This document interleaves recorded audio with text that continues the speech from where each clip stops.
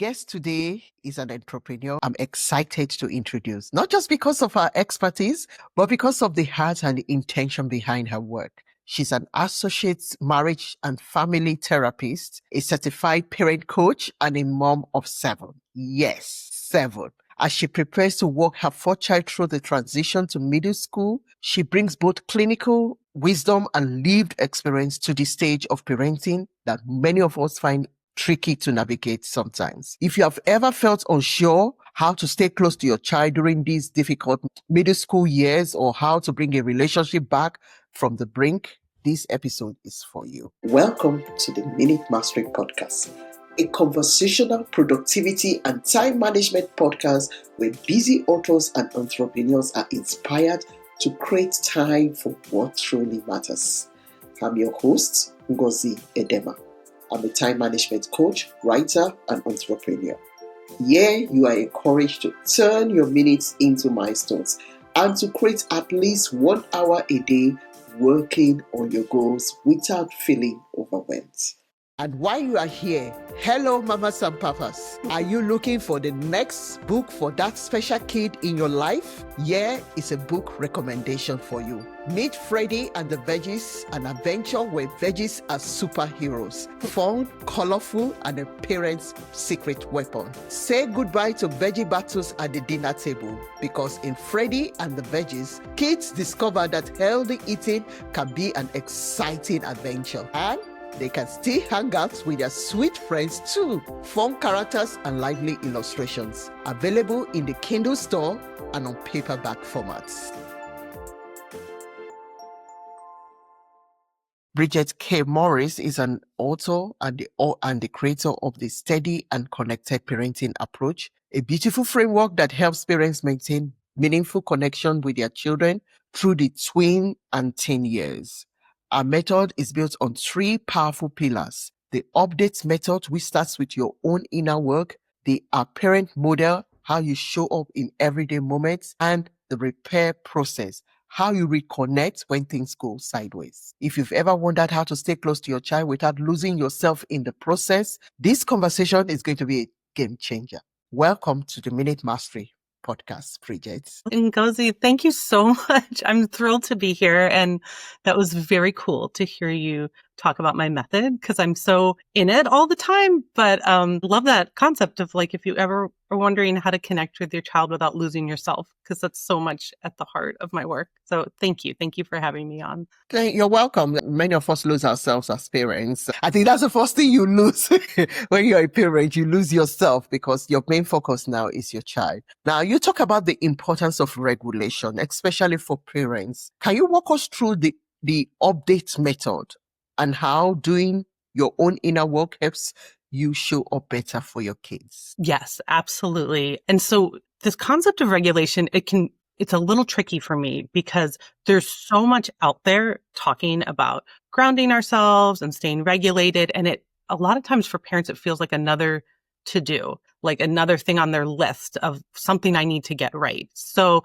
that was really what I ran into as a parent. I was really excited to be a parent and I like to read. I know you do too. And so I read a lot of parenting books and there's so much information out there about how to kind of like get it right with your kids, like how to connect with your kids, how to do all the right things, protect their emotional world. And so for me, myself, I'm a little bit feisty. I can be like a little bit rebellious sometimes. And I just kept thinking like, well, where am I in this? Like it was almost confusing to me because if I prioritize my child's emotional health and like I'm not feeling good or regulated, then the experience, like they're going to be able to tell, my children are going to be able to tell that I'm not like fully in it or like fully present. And so that became a bit of obsession's probably like too big of a word, but it became kind of a project for me to try to figure out like, how can I tend to myself so that I can bring this regulated, calm self to my children and like enjoy it. Like my joy is important as well. I don't know that I would have like said that a decade ago when I started on this journey, but now I really, really believe that as parents, our experience matters too. Because we're humans, we're important humans in the world. Yes, we have taken on this sacred job of raising children, but we really matter too. And our kids can tell. And so the update method was born out of that. The fact that I consumed a lot of information about how to be kind of like a quote better mom, but all of it seemed to focus, and I'm not saying inappropriately so, like that is what these people wanted to kind of like put out into the world, education about how to tend to the children's inner world. But I just felt very kind of confused, like I wasn't a part of the conversation in that. So the update method, I guess I wanted to preface all that by saying, so it's like more than kind of like a regulation framework, like more than like another to do. It's really a way of understanding yourself so you can understand what comes up in these moments of disconnection with your kid. So update is just, I like acronyms. So it's just kind of a cute way to put it. I find like update really tells the story of what this is, because it's all about like throughout life, we gain these stories about ourselves and about how people should react. And they're rooted in typically like very young, and this is where I get kind of therapist-y, but like very young situations that we were in, and we kind of like have our view of the world. And so we bring them into adulthood, but usually we've created an entirely like different life that has, different connections and different safety and a different feel to it, but we're still bringing these old stories. So the update method, it's understanding our system. So understanding like what's coming up for us in moments, pause and interrupt the pattern. That's the P, being able to pause in these moments with our kid and really kind of, and that's like this, like take a breath, what typically people talk about with regulation. The D is drop the old code. And so that's what I was mentioning about like these old stories that we tell ourselves about having to be perfect or to behave a certain way, because we can feel very triggered when we see that in our kids, like them kind of behaving a way that when we were a kid wouldn't have been tolerated. And this is my favorite part, it's anchor in our values. And so when we're doing this work within ourselves, we're understanding our system better, like, oh, I really notice I get triggered in these moments with my kid, but like, what do I value here? And I think a lot of parents I work with at least are like, well, I really value connection. And I like really value like making sure my kid knows that they're important to me and loved and all of these things. And when you anchor with your values, a lot of this other stuff kind of falls away. This like outside appearances and, how important grades are and things like that. And so A is so important. T, tend to your parts. So this is where self-compassion comes in and goes, which is so, so important for parents, because even if I have these parts come up that maybe try to control my kids or impose, unrealistic standards on them, like there's a reason behind them, probably rooted in an old story, but like I'm not a monster. None of us are, we're not trying to be monsters as parents. Like the parents I work with are just trying their hardest. And so just bringing this compassion to yourself of like, okay, I probably need to approach this differently, but I understand why I was doing this before, and I'm just going to change going forward, but not like, oh, I'm so stupid. Like, why have I been acting like that? That kind of thing. And then E is, kind of like embracing the present. And that's where a lot of these mindfulness practices come in.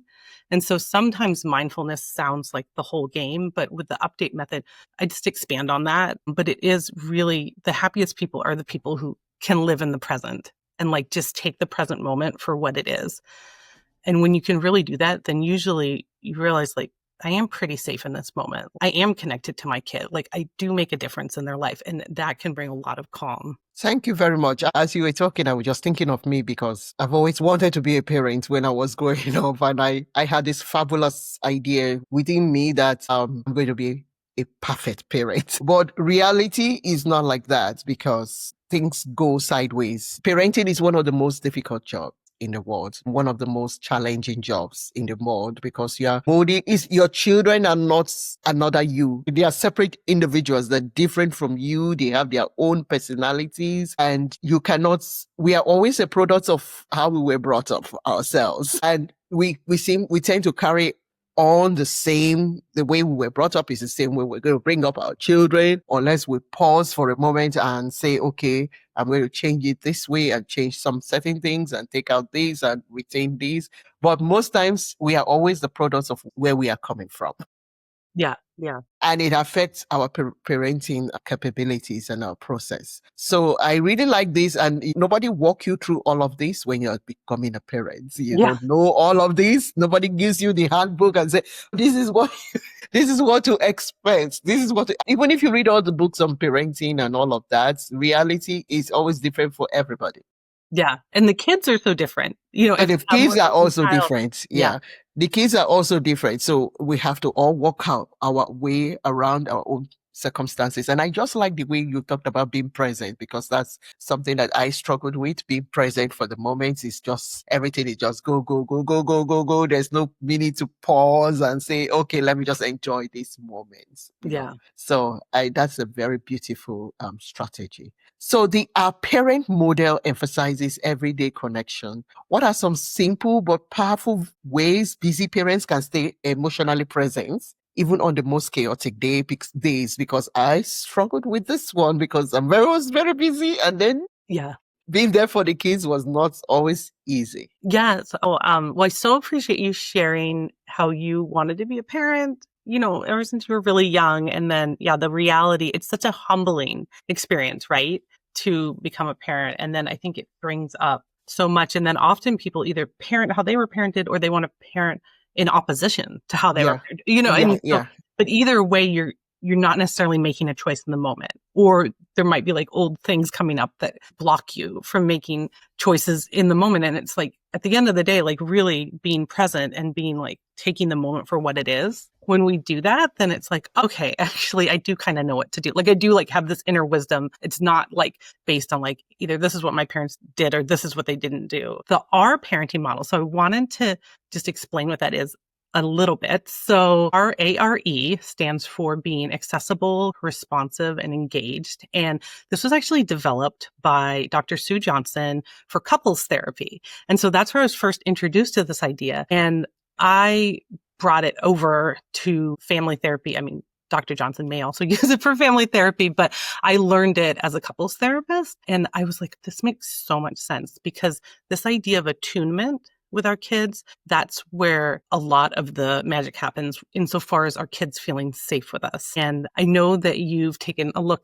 at my Instagram page and like what I talk to parents about a lot. And I focus on middle school years because these are the years that a lot of parents start to get scared about like what's going to go on with phones, like what is my kid doing online? Do I just need to track everything? And so what I posit, like what I really deeply believe is that the biggest protection for your kid is your relationship with them and being able to attune with them and be a safe place. But I want to reassure you of something, and your listeners of something. Really great parents misattune about 70% of the time. When I learned this in grad school, I was like, oh, wow, like kind of breathe a sigh of relief. And that's why repair is so important, which I know we'll get to. But this idea of being accessible to your kids, responsive and engaged, like you don't need to get this right 100% of the time. Like you're really not going to, but what you can do is when you're kind of like short on time and you're having a day, right, that has really nothing to do with your kids. Like, you know, I'll get stressed at work and I still have to go home, but I don't, you know, I try to like, you know, put away that stress from work, but sometimes you're still feeling hyped up at home and like kind of like worried or whatever, your mind's somewhere else. And it's like, okay, how can I still be an ARE parent with my kids in those moments? And when there's like sports practices and everything else. So some really quick, small things that you can do are just say what's true to your children. So you can say, you're really important to me. I'm so glad to see you. Just these things of like, hey, can you tell me more about this game you've been playing? Like, I don't know anything about Minecraft or something like that. My daughter, one of my daughters, really loves Jellycats, which is a type of stuffed animal.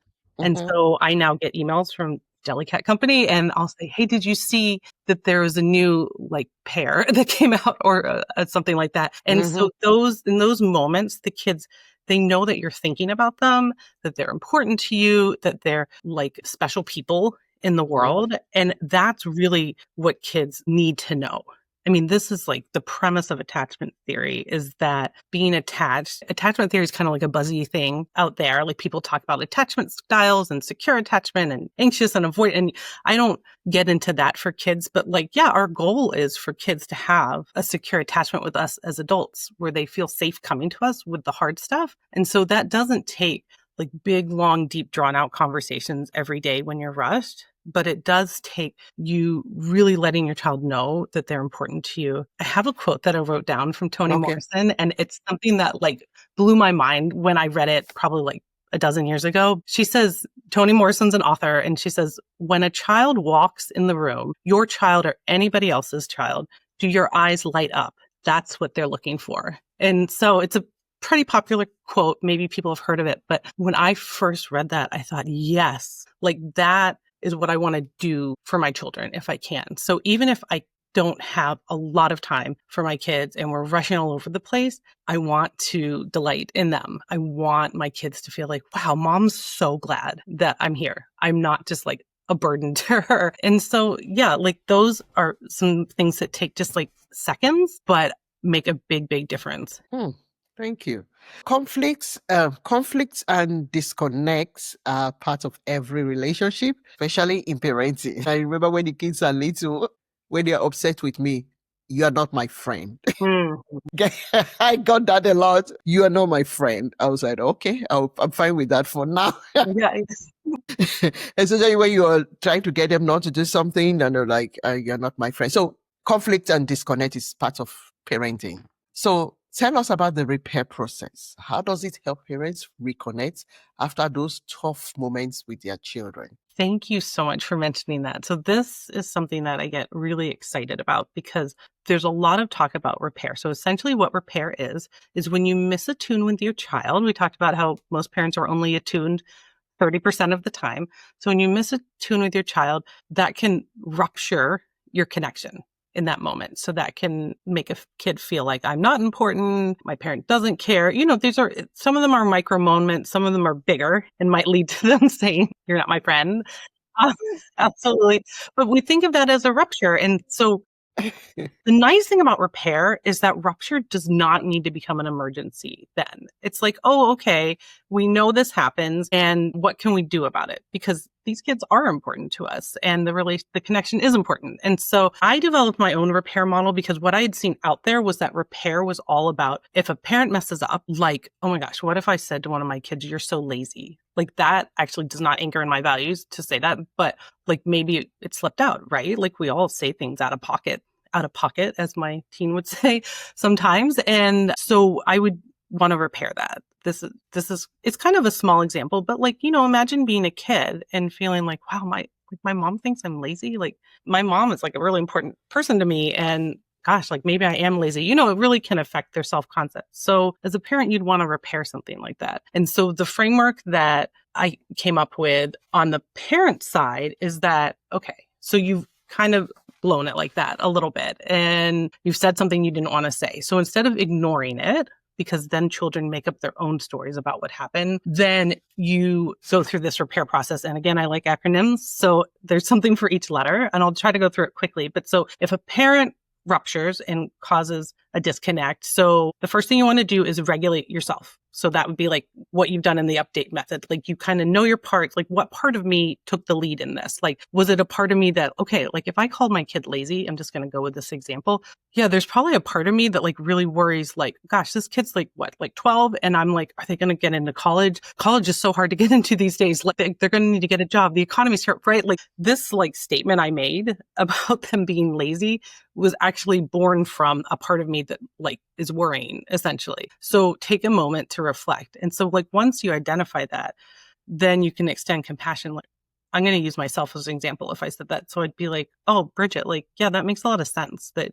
you're worried about your 12-year-old going to college. But so I'm not going to beat myself up about it, but I am going to like understand and be like, okay, I know where that came from. And I know you're a mom who loves your kid. So then the third letter is P. And this is about anchoring again, position the anchor. Well, I value actually not shaming my kid like that. Like I value building up people, not tearing them down. And so I acted like, you know, when guilt comes up, it's kind of can be a healthy emotion because it's when you're acting contrary to your values. So that's why anchoring yourself in your values is such an important part of the repair process. So I can really be like, I'm not beating myself up, but I am saying, yeah, I acted contrary to my values. So then I can go to my kid at this point, right? The first 3 steps you kind of do yourself, and then you go to your kid and you ask about their experience. Like, hey, buddy, like I called you lazy. Like one of the worst things a parent can do is kind of pretend they didn't say it. So it's like you heard it, you said it, your kid heard it, right? Like it's kind of like hanging there in the room and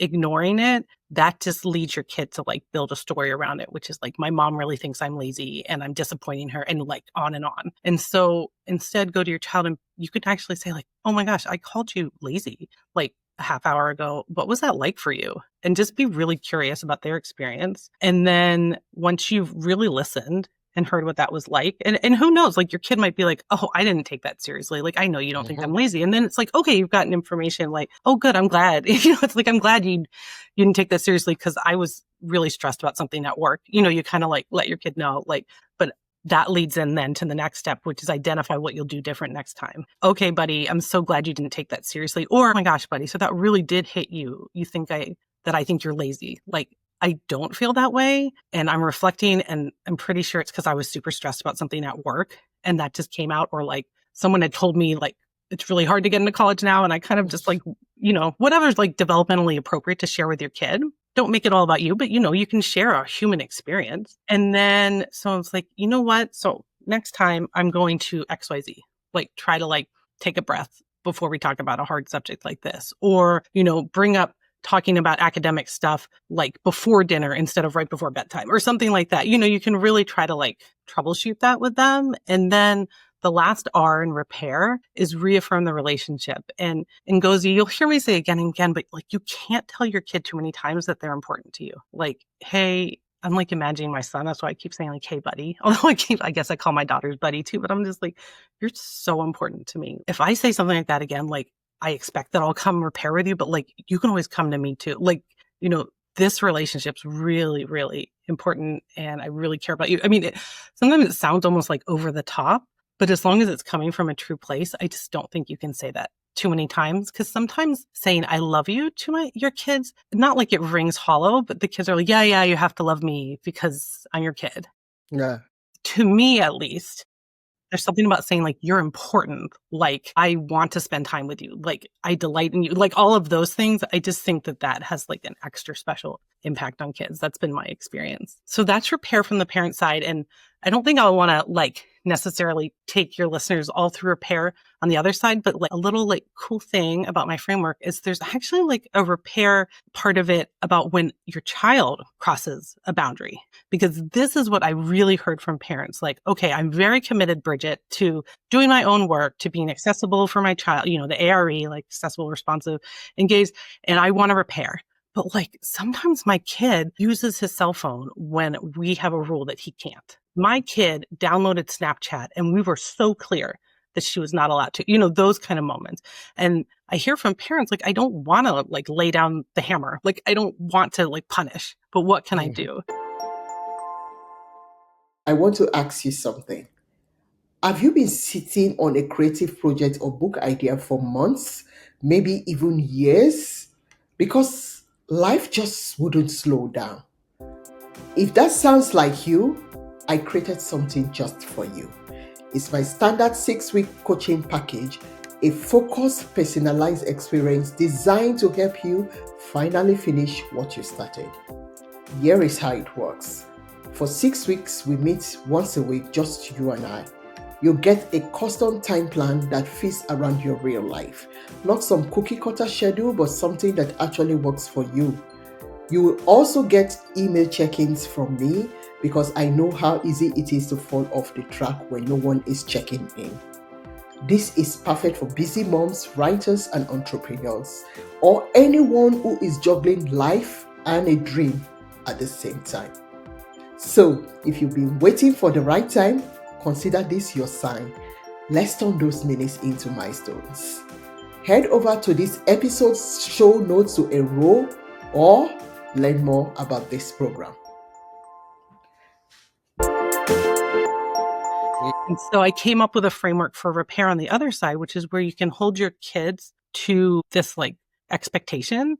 But when invariably, especially the middle school years, when that happens, there's a process where you can really like anchor things in your values and go through this with your children and still hold your boundary and have consequences, but like in a very loving, connected way. So that I think is like kind of a cool, like, I don't know if it's like a twist or a spin on repair, but it's again, like not putting like everything on the parent, because at the end of the day, this is a relationship with your child. And even though the parent has more responsibility for shaping the relationship, like if you want this to be a long-term connected relationship, like your child needs to kind of be in it too. Yeah. And even those moments, like say if my kid is saying something really cruel to their sibling, I'll step in and use this process, like this repair process from their side, because like I also want to save them from kind of like ruining this relationship with their siblings. So there's that part of parenting too, which is not about just like being completely accessible and like, and having that end up being like permissive.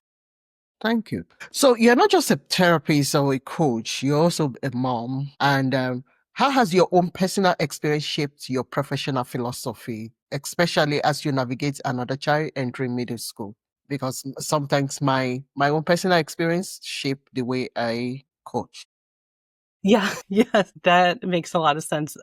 Yeah, so I'm a mom of 7. This is my 4th time having a rising middle schooler. And one, they're all so different, my kids. And so it's a different experience every time, but there's similarities. And so that's what I kind of like fed into my framework. But my personal experience with kids, I mean, this has been everything, in developing this life work is because I'm a parent of these kids. Because what I found, especially when my oldest was entering these tween years, is I'd read all the books. I was kind of like, almost like, I don't mean this in a negative way, but like white knuckling it in a way, like trying to be this perfect parent to this child. Like my child was still like sad sometimes. We still were disconnected sometimes. And it was actually like pretty confusing to me. And so I think that confusion really fed me seeking out answers and learning more and like kind of creating my own framework, because I really do want to be connected with my kids, both when they're children, but like also long term. And so, childhood, it definitely lays the foundation. It's such an important part of life, but like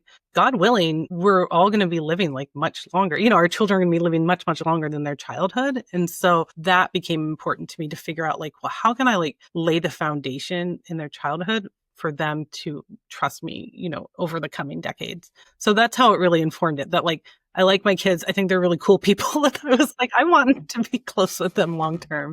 Yeah. So you wrote a book. You're also an author. And you mom, you're an entrepreneur. Your life is busy. It's full. That's my kind of life. How do you still manage to include things like writing into your schedule? That's a really good question.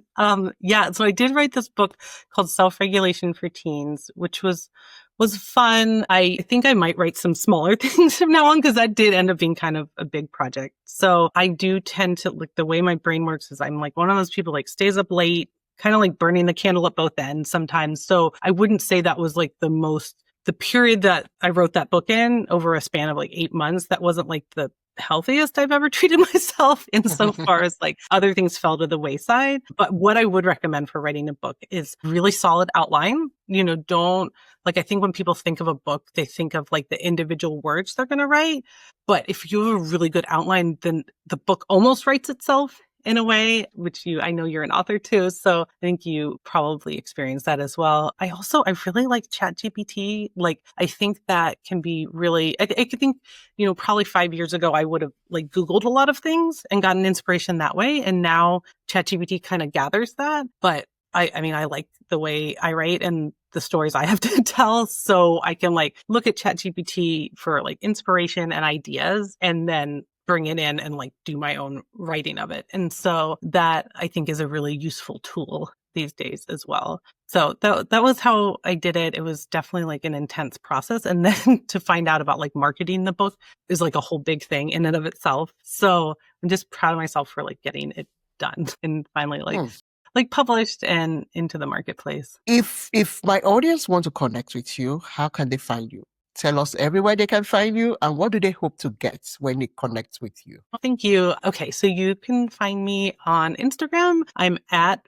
Bridget.parentcoach, parent coach being one word. So that's an easy way to find me. And that really is where I talk a lot about my framework. And I do have a freebie. Currently, it's about the summer before middle school. And if this comes out in the fall, then we'll have, a newer freebie that is similar to that, but it's rooted in my framework. So that's a nice thing that you can get. I do run group programs supporting parents, like small groups of parents who have middle schoolers, rising middle schoolers, and we go through things like how to deal with phones, how to stay connected, to like deal with like bedtime battle, like all of those kind of things. And so those are really fun. I actually love pouring into my groups. And then the people in the groups are really great supports for each other. I work with people one-on-one as a coach. I am a marriage and family therapist with a practice in California. So I like being a coach because there's more like accessibility with a coach. Like I can like people can contact me, but that is very focused on coaching, which is like more my framework. And then if I saw someone as a therapy client, that would be about deep healing. I'm a trauma therapist, a couples therapist. And so that's different, but people can also find me as a therapist in California. And you could just Google my name and find me there. And the book I have is called Self-Regulation 101 Workbook for Teens. And you can find that just by going on Amazon. And you could just look up my name. I'm the only Kermoris besides my kids in the world. So I'm pretty easy to find. Thank you so much. Thank you very much for coming to the Minute Thank Mastery. you. So what a powerful and practical conversation. I hope this episode reminded you that connection doesn't have to be complicated. It just has to be consistent. Whether you are in the thick of middle school, parenting, or simply preparing for that season, the tools shared today can help you stay grounded, present, and intentional. And remember, this is coming from a mom who has been there several times and showing up every day with the same tools. Also, Bridget shared her strategy for creating time while juggling life, family, and a business. So can you. Check out the links in this episode show notes to connect with Bridget. And thanks for tuning in to the Minute Mastery podcast. If you have found this episode helpful, please share it with someone who could use more time in their day. And remember to subscribe and leave us a review. Until next time, you are in control of your time and you've got this.